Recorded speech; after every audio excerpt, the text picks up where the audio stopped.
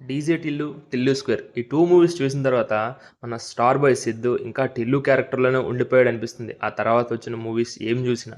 ఇంకా ఈ మూవీ చూసిన తర్వాత మన 'స్టార్ బాయ్' సిద్దు ఆ 'డీజే టిల్లు' క్యారెక్టర్‌ని వదిలేసి 'వరుణ్' అనే అవతారం ఎత్తాడనిపించింది.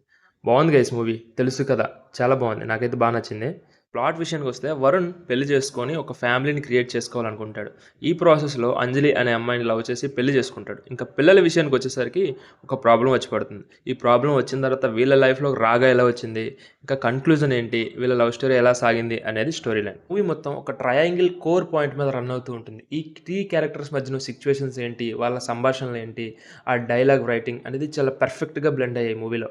లైఫ్‌లో యూజువల్‌గా అందరూ అబద్ధాలు ఆడుతూ ఉంటారు. కానీ ఎప్పుడూ నిజాలు చెప్తూ, నిజానికి ఉండే వాల్యూ ఏంటి? అసలు నిజం చెప్తే లవ్ ఎంతవరకు నిలబడుతుంది? అనే పాయింట్‌ని చాలా క్లియర్‌గా చూపించారు director. And coming to the director Neeraja Kona garu, ఒక అబ్బాయి క్యారెక్టరైజేషన్‌ని ఇంత బోల్డ్‌గా రాయడానికి చాలా గట్స్ కావాలి.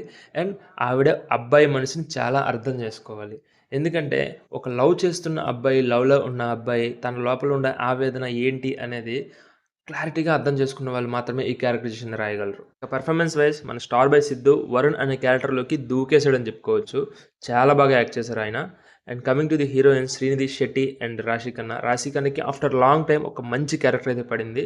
And Srinidhi Shetty very cute in her role. Coming to the music director Thaman garu, ఈ మూవీకి బ్యాక్‌గ్రౌండ్ స్కోర్ బాగా వర్కౌట్ అయింది. అండ్ 2, 3 పోర్షన్స్‌లో అక్కడక్కడ ఎక్కడో విన్న ఫీలింగ్ అయితే వచ్చింది గానీ పర్లేదు.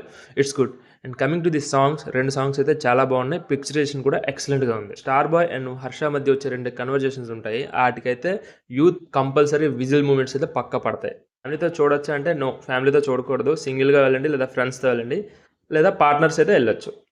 That's it for the review of తెలుసు కదా! We will meet you in the next one. Please do subscribe.